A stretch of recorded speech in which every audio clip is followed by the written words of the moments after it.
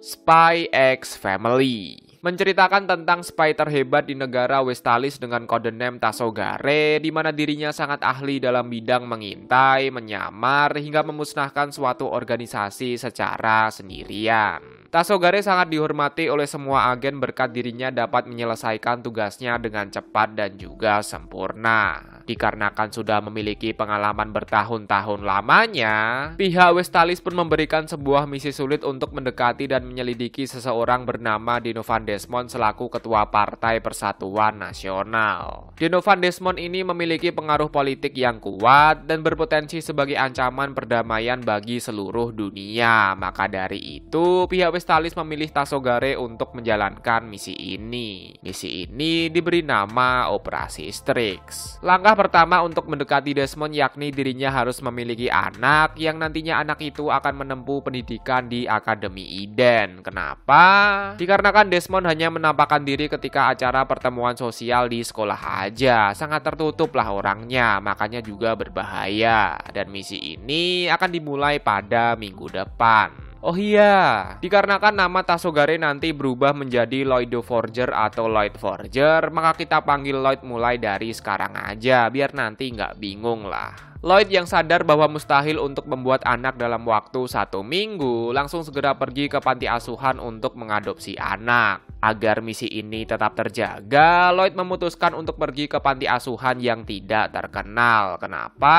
Agar supaya anak yang diadopsi bisa diubah data dirinya dengan mudah. Tanpa basi-basi lagi ketika Lloyd datang, pemilik yayasan pun langsung menyarankan untuk mengadopsi gadis mungil berambut merah muda. Gadis ini bernama Anya. Sedikit gambaran, Anya ini merupakan anak dari eksperimen ilegal. Namun berkat eksperimen itu, dirinya dapat membaca pikiran orang atau seorang esper lah gampangnya. Dan jauh di masa lalu, Anya pernah diadopsi sebanyak 4 kali yang hingga pada akhirnya dirinya dikembalikan ke panti asuhan ini. Terlepas dari itu, sebelum mengadopsi Anya, di sini Lloyd pun melakukan tes akan kepintarannya. Dikarenakan Anya bisa membaca pikiran orang, dirinya mampu menyelesaikan teka-teki silang yang sangat mustahil diselesaikan bagi anak-anak. Tapi ya gara-gara Anya baca pikirannya Lloyd sih.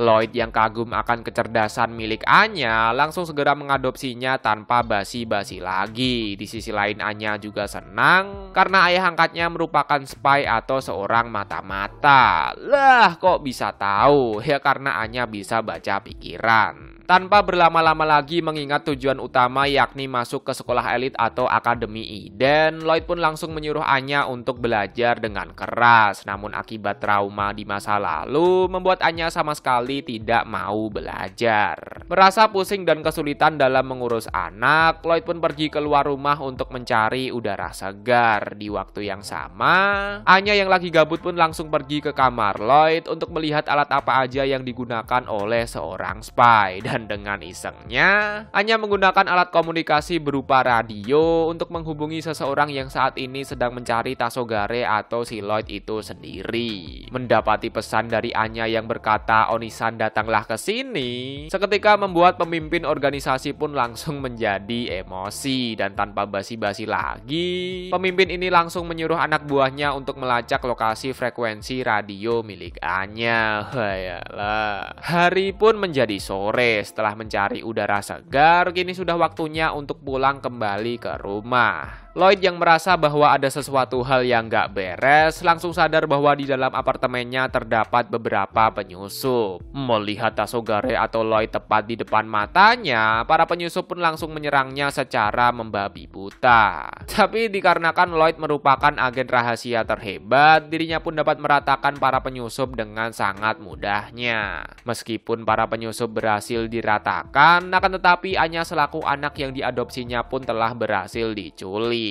Pada awalnya Lloyd berniat untuk membiarkan Anya dan memutuskan untuk mengadopsi anak yang baru. Toh Anya juga bukan anak kandungnya. Akan tetapi dikarenakan alasan kenapa dirinya menjadi spy yakni ingin menjaga perdamaian sekaligus melindungi senyuman anak-anak, membuat Lloyd pun memutuskan untuk segera menyelamatkan si Anya. Nggak taunya Lloyd ini langsung digebuk atau dipukul oleh salah satu penyusup. Di sisi lain, Anya yang diculik oleh suatu organisasi pun hanya bisa terdiam sampai sambil merasakan ketakutan yang sangat dalam. Tepat beberapa saat kemudian, datanglah sebuah mobil dari anggota yang ditugaskan untuk menangkap Lloyd. Melihat Lloyd yang berhasil ditangkap, seketika membuat pemimpin mereka pun menjadi sangatlah bahagia. Namun ketika kantong penutup wajah dibuka, ternyata orang itu bukanlah Lloyd, melainkan seorang penyusup yang pernah menggebuk si Lloyd. Di waktu yang sama, tanpa disadari keberadaan Anya pun juga menghilang entah pergi kemana. Dan ternyata penyusup yang berhasil menangkap Lloyd itu adalah Lloyd yang sedang menyamar sebagai penyusup. Wah, bingung gak tuh? Jadi intinya Lloyd itu punya sebuah cara atau ilmu untuk meniru wajah orang lain atau nyamar lah gampangnya. Anya yang sadar bahwa penyusup ini adalah ayahnya tetap berpura-pura bahwa dirinya seolah-olah merasa ketakutan. Kenapa? Ya biar gak ketahuan kalau si Anya itu bisa baca pikiran. Agar supaya Anya tidak trauma, Lloyd pun berbohong bahwa mereka saat ini sedang bermain petak umpet. Lloyd juga menyuruh Anya untuk segera pergi dari sini, sementara dirinya akan baku hantam melawan para penyusup. Padahal ketika Lloyd berbohong, itu sama sekali tidak mempan kepada Anya, mengingat dirinya bisa baca pikiran. Secara singkat cerita, Lloyd pun dapat meratakan para penyusup dengan sangat mudahnya. Dan untuk berjaga-jaga, Lloyd juga mengancam pemimpin mereka agar supaya tidak datang untuk mengganggunya lagi. Anehnya ketika Lloyd pulang, ternyata Anya masih menunggu akan kedatangan dari ayahnya. Meskipun kedepannya mungkin akan jauh lebih berbahaya lagi, akan tetapi Anya lebih memilih untuk selalu bersama Lloyd selaku ayah barunya. Anjas. Hari pun berganti dan hari ini merupakan hari di mana Akademi Eden akan mengadakan ujian masuk. Meskipun Anya berniat untuk menyontek murid lain menggunakan kekuatan Esper, nggak taunya para murid lainnya juga kesulitan dalam mengerjakan soal. Yang hingga pada akhirnya Anya terpaksa mengerjakan soal ujian menggunakan kemampuannya sendiri. Ajaibnya meskipun Anya tidaklah pintar, akan tetapi dirinya berhasil lulus pada ujian masuk. Tapi ya nilainya sangatlah ampas atau sangat mepet. Nah, dikarenakan ujian selanjutnya atau tahap interview seorang murid wajib ditemani oleh kedua orang tua, sedangkan Anya hanya memiliki ayah aja dan untuk keberadaan ibunya masih belum ada. Demi operasi strik berjalan lancar, Lloyd pun akan segera mencarikan ibu untuk si Anya. Dibantu oleh seorang informan bernama Frankie, Lloyd pun berhasil mengumpulkan daftar penduduk pada kota itu. Sembari mencari calon istri, Lloyd dan Anya pun pergi ke tempat penjahit untuk membuat baju. Ketika Anya sedang mengukur tubuhnya, terdapat seorang wanita yang berhasil menyelinap tanpa Lloyd sadari. Padahal biasanya Lloyd selalu waspada dan memperhatikan area di sekitarnya. Tapi ya anehnya wanita ini berhasil menyelinap tanpa diketahui. Setelah dicek pada daftar penduduk, wanita ini bernama Yor Briar, seorang wanita lajang berumur 27 tahun yang saat ini bekerja di balai kota sebagai pegawai negeri. Kedua orang tuanya telah meninggal ketika dirinya masih kecil dan Yor juga memiliki seorang adik laki-laki yang kebetulan juga seorang pegawai negeri. Di waktu yang sama ketika sedang mencari informasi, Yor pun juga sadar akan tatapan dari si Lloyd. Agar supaya tidak mencurigakan, Lloyd pun langsung bilang bahwa alasan kenapa dirinya menatap Yor yakni terpesona akan kecantikan dari wajahnya.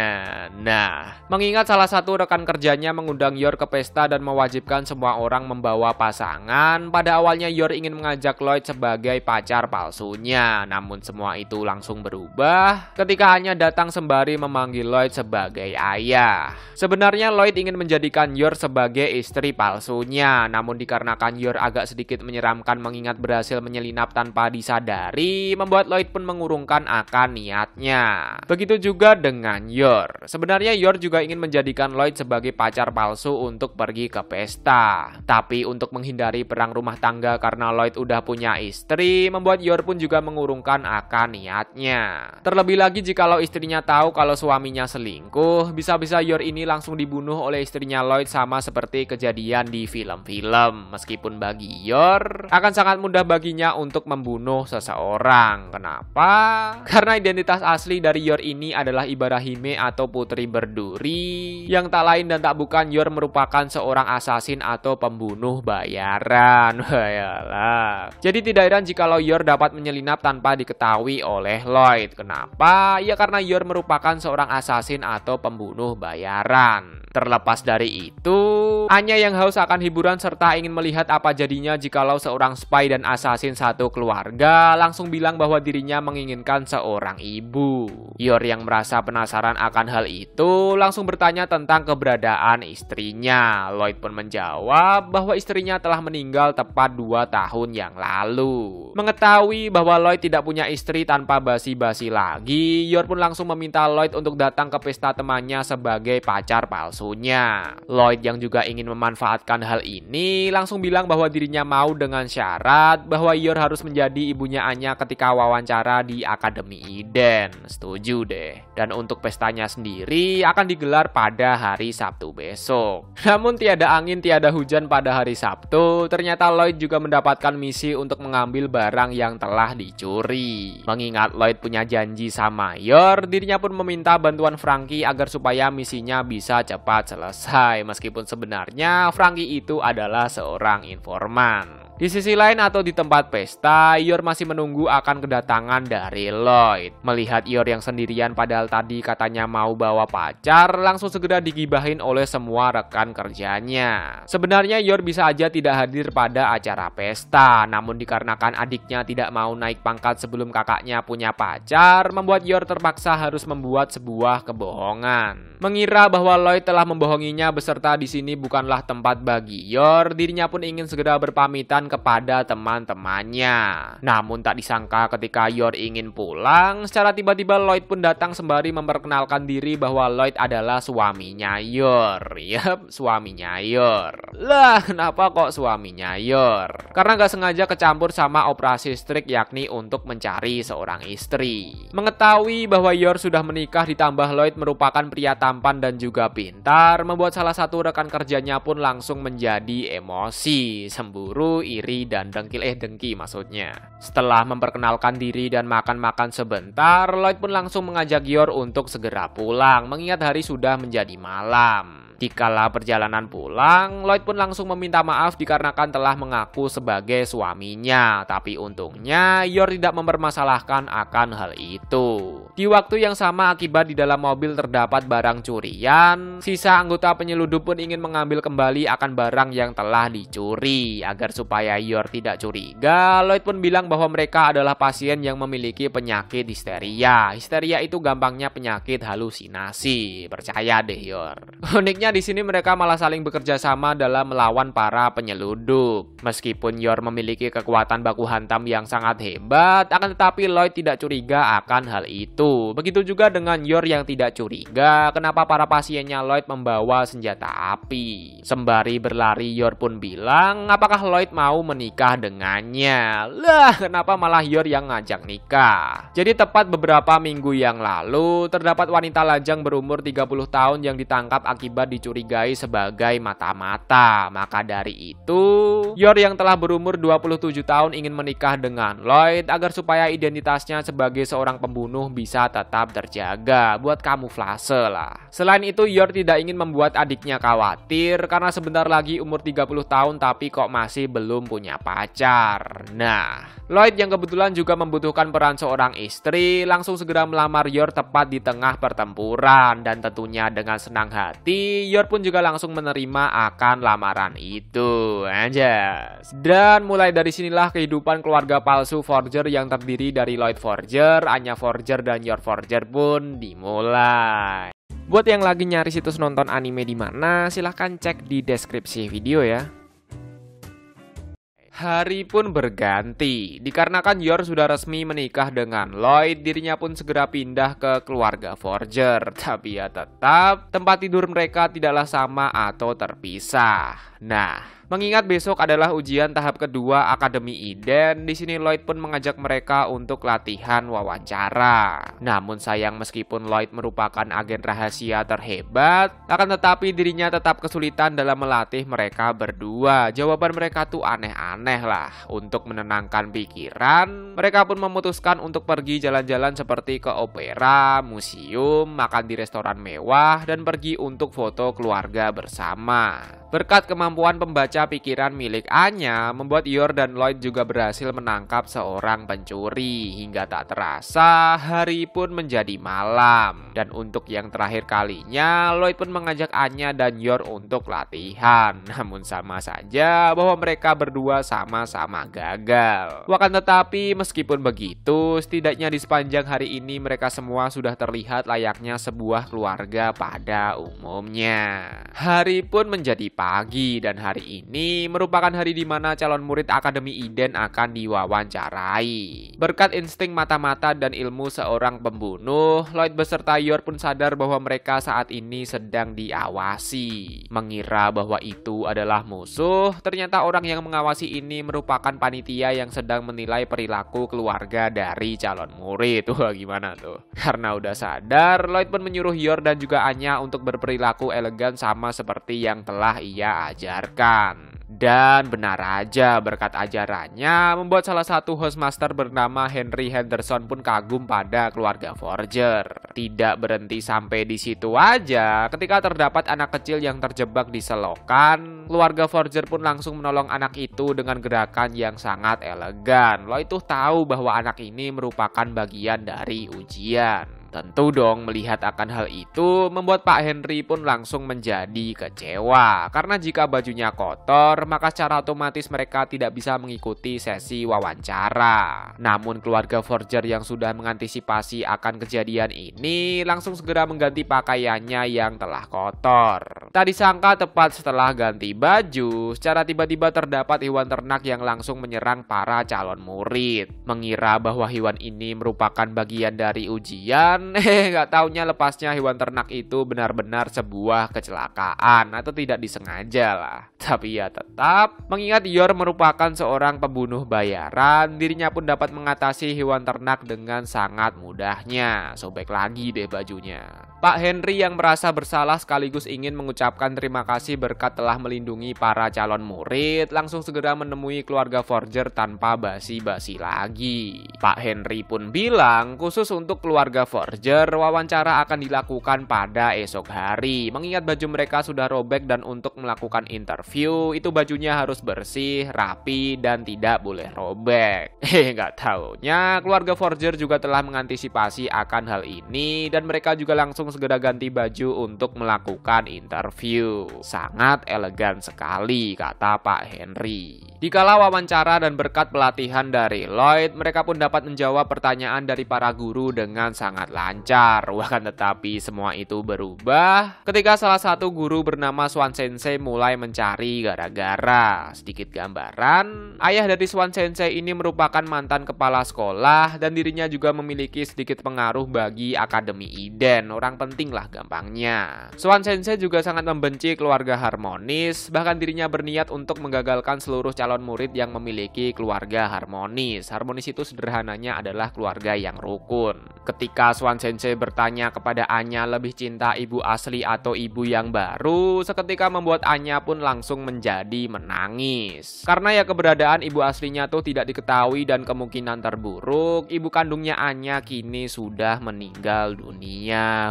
Wayalah. Melihat Anya yang menangis meskipun bukan anak kandung mereka, seketika membuat Lloyd dan Yor pun langsung menjadi emosi. Tidak bisa menahan akan amarahnya, Lloyd pun langsung segera melancarkan serangan ke arah meja. Karena pada meja terdapat seekor nyamuk yang sedang rebahan sembari AFK.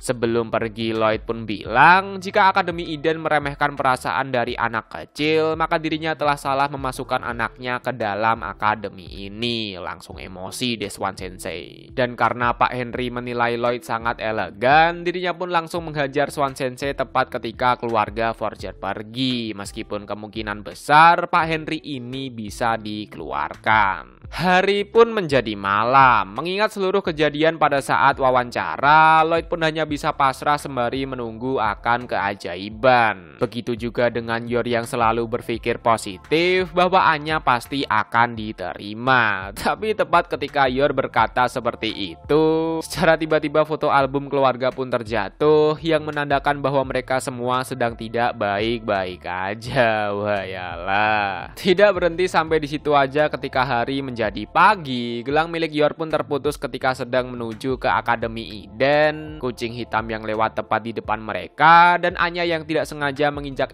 tepat di bawah sepatunya. Dan benar aja ketika dicek di papan pengumuman, nama Anya pun benar-benar tidak ada, yang menandakan bahwa Anya tidaklah lulus pada ujian. Ketika keluarga Forger ingin pulang ke rumah, Pak Henry pun datang menghampiri mereka. Tujuan Pak Henry datang kemari yakni memberitahu bahwa Anya berada di urutan pertama pada siswa cadangan atau daftar tunggu. Jadi gampangnya ketika ada calon siswa reguler yang mengundurkan diri, maka secara otomatis Anya akan diluluskan. Mendengar akan hal itu dan mengingat Yor merupakan pembunuh bayaran, pada awalnya dirinya berniat untuk membunuh salah satu calon murid reguler agar supaya Anya bisa masuk ke Akademi Eden. Tapi dikarenakan prinsip Yor yakni tidak membunuh orang yang tak berdosa, membuat Yor pun langsung mengurungkan akan niatnya. Hari pun berganti dan sesuai jadwal, keluarga Forger pun mendapatkan telepon dari Akademi Eden. Meskipun Yor tidaklah jadi membunuh calon murid, ajaibnya Anya telah berhasil diterima sebagai murid di Akademi Eden. Anjas. Dengan begini, tahap pertama atau fase pertama dari operasi Strix telah berhasil diselesaikan. Untuk merayakan akan hal itu,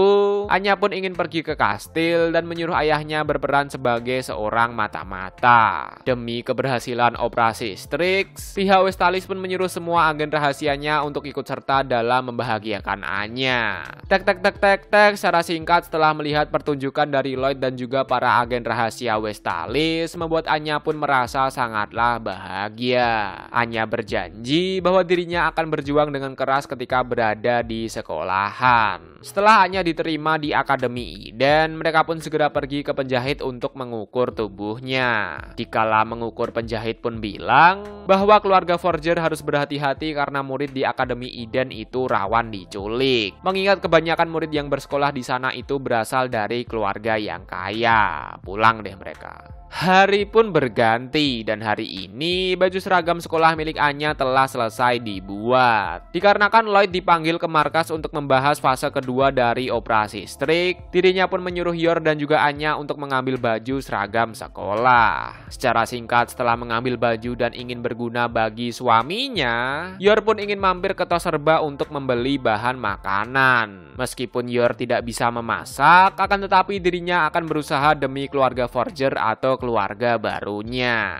Ketika Yor sedang melakukan pembayaran di kasir dan karena gabut, Anya pun pergi keluar untuk jalan-jalan sembari mencari udara segar. Dan benar aja seperti kata penjahit di tempo lalu bahwa murid Akademi Eden itu rawan diculik. Yep, Anya diculik sama para bandit jalanan. Yor yang melihat putrinya diculik langsung segera melemparkan bahan makanan ke arah para bandit. Sebenarnya Yor tidak ingin terlalu mencolok jikalau para bandit segera melepaskan si Anya. Akan tetapi semua itu langsung berubah ketika para bandit mengira bahwa Yor merupakan babu atau seorang pembantunya. Tentu dong, karena dikatain pembantu padahal dirinya merupakan ibunya Anya, seketika membuat Yor pun langsung menjadi emosi. Para bandit yang telah melihat wajah dari seorang wibu psikopat langsung lari terpirit-pirit akibat merasa ketakutan yang sangat amat dalam. Langsung minta maaf deh sama anaknya. Anya yang bisa membaca pikiran dan tahu bahwa Yor ingin berperilaku layaknya seorang ibu pada umumnya, langsung segera menenangkannya dengan berkata bahwa Anya suka ibu apa adanya. Jadi walau nggak bisa masak tapi Anya tetap suka lah. Agar supaya tidak takut lagi, di sini Anya pun meminta ibunya untuk diajari tentang ilmu baku hantam. Pulang deh. Di sisi lain atau di markas Westalis, Lloyd bersama rekan kerjanya pun mulai membahas mengenai fase kedua dari operasi Strix. Secara singkat, untuk mendekati target atau Denovan Desmond, Lloyd harus membuat Anya menjadi siswa elit yang memiliki 8 bintang stella. Dimana cara untuk mendapatkan bintang stella bisa melalui kecerdasan atau nilai akademik, olahraga, bakti sosial, maupun melalui jalur bakat. Tapi begitu juga sebaliknya, jika seorang murid bersifat buruk, maka dirinya akan mendapatkan bintang yang bernama Tonitrus. Dimana jika seorang murid memiliki 8 bintang Tonitrus, maka secara otomatis murid itu akan di drop out atau dikeluarkan. Ya intinya hanya harus jadi murid pinter atau murid elit lah. Pulang deh mereka. Dan ketika di rumah seperti permintaan, Anya pun berlatih baku hantam bersama ibunya. Hari pun berganti dan hari ini merupakan upacara penerimaan murid baru di Akademi Eden. Karena menjadikan Anya sebagai siswa elit itu sangat mustahil, di sini Lloyd pun memutuskan untuk menggunakan cara kedua, yakni mendekati anaknya Denovan Desmond yang bernama Damian Desmond. Berkat kekuatan organisasi Westalis, mereka pun bisa menempatkan Anya di kelas yang sama dengan Damian Desmond. Sewaktu upacara penerimaan murid, Anya juga mendapatkan teman bernama Becky yang merupakan putri dari CEO kontraktor militer utama di Ostania. Berkat pelajaran yang diajarkan oleh ibunya yakni bersikap layaknya orang dewasa, membuat Becky pun kini sangat menyukai Anya. Oh iya, wali kelas mereka adalah Pak Henry selaku mantan hostmaster yang selalu bilang elegan atau eleganto. Terlepas dari itu, melihat Damian Desmond tepat di depan mata, semua murid pun langsung mendekati Damian Desmond tanpa basi-basi lagi. Karena barang siapa yang dekat dengan keluarga Desmond, maka secara otomatis masa depannya agak sedikit cerah. Namun dikarenakan keluarga Forger nggak kaya-kaya amat, membuat Damian pun tidak mau berteman dengannya. Anya yang mendengarkan hal itu hanya bisa tersenyum sembari menahan emosi sama seperti yang diajarkan oleh ibunya. Tapi dikarenakan senyuman Anya ini terlihat mengejek, justru membuat Damian Desmond malah jadi semakin emosi. Merasa terejek dengan senyuman milik Anya, Damian beserta temannya pun langsung ngerjain Anya ketika sedang tur ruangan di akademi. Anya yang sudah tidak bisa menahan amarah lagi, langsung segera menghantam Damian Desmond tanpa basi-basi lagi. Mendengar keributan dari kejauhan, Pak Henry pun langsung datang menghampiri mereka. Berkat Anya bilang bahwa dirinya menghantam Damian akibat Damian nginjek kakinya Becky, membuat Pak Henry pun hanya memberikan 1 bintang Tonitrus kepada Anya. Padahal seharusnya Anya ini bisa mendapatkan 3 bintang Tonitrus akibat melakukan baku hantam anaknya Desmond lagi. Setelah tur ruangan selesai, mengetahui bahwa Anya mendapatkan 1 bintang Tonitrus sekaligus telah menghantam Damian selaku anaknya Denovan Desmond, membuat Lloyd pun hanya bisa terdiam sembari mengeluarkan emot batu. Pulang deh mereka.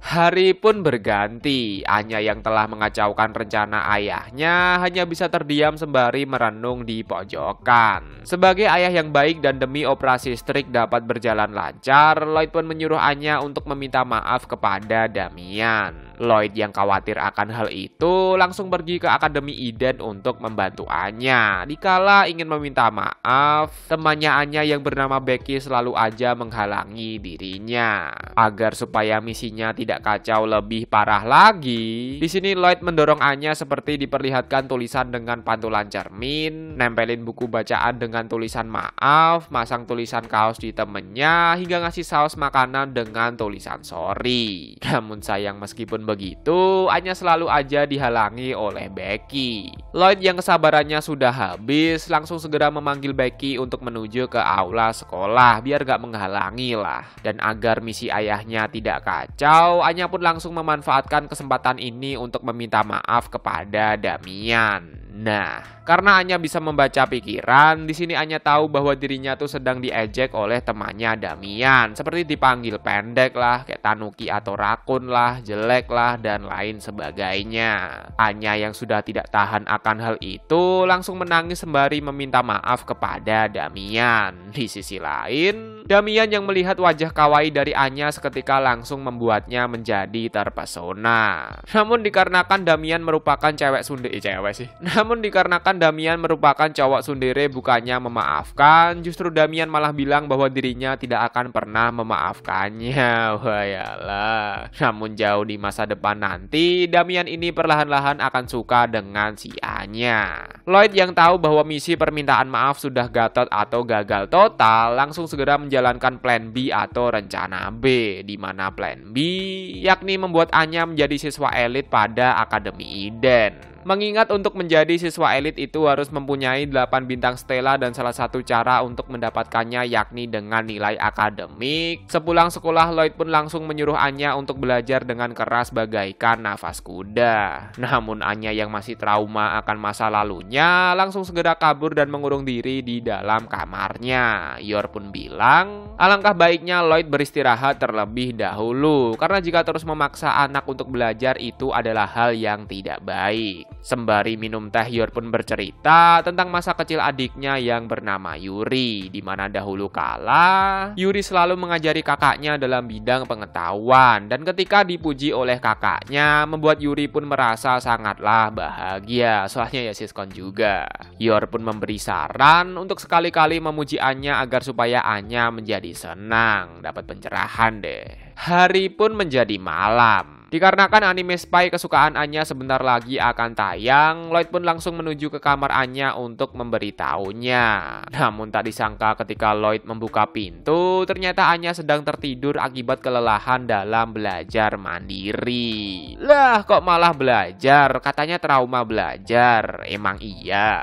Tapi setelah mendengar percakapan Yor dan juga Lloyd sekaligus Anya juga pernah berjanji membuat dirinya akan berusaha untuk ayah dan juga ibunya. Oh iya, meskipun keluarga Forger itu palsu, akan tetapi Anya mencintai mereka layaknya seperti keluarga pada umumnya. Melihat Anya yang sudah bekerja keras, Lloyd pun juga akan membenahi diri demi menjadi ayah yang lebih baik. Anjas. Hari pun menjadi pagi. Mendapati kabar dari markas bahwa Anya harus mendapatkan 8 bintang stella dalam waktu 4 bulan, tentunya membuat Lloyd seketika langsung ketar-ketir menjadi panik. Karena ya kalau dalam bidang akademik, bisa dibilang Anya itu bodohnya kelewatan atau ranking bawah lah. Terlepas dari itu, di balai kota, pacarnya Carmilla pun bertanya kenapa Yor belum memberitahu tentang pernikahannya kepada adiknya. Padahal ceritanya udah nikah selama 2 tahun lamanya. Tentu dong, mendengarkan hal itu seketika membuat Yor pun langsung menjadi panik. Karena setelah berhasil mendapatkan suami, Yor ini sama sekali belum ngasih kabar tentang pernikahannya kepada adiknya. Sedikit gambaran, dikarenakan orang tuanya Yor telah meninggal sewaktu mereka masih kecil, membuat Yor terpaksa harus menjadi seorang pembunuh demi membiayai sekolah adiknya. Jadi Yor menjadi seorang pembunuh itu tak lain dan tak bukan ya demi si Yuri selaku adiknya, yang hingga pada akhirnya Yor malah ketagihan menjadi seorang pembunuh. Di sisi lain, melihat kakaknya yang selalu bekerja keras demi dirinya, membuat Yuri pun berjanji akan membalas kebaikan kakaknya ketika dirinya sudah besar. Dan benar aja, berkat kepintarannya Yuri berhasil menjadi menlu atau menteri luar negeri.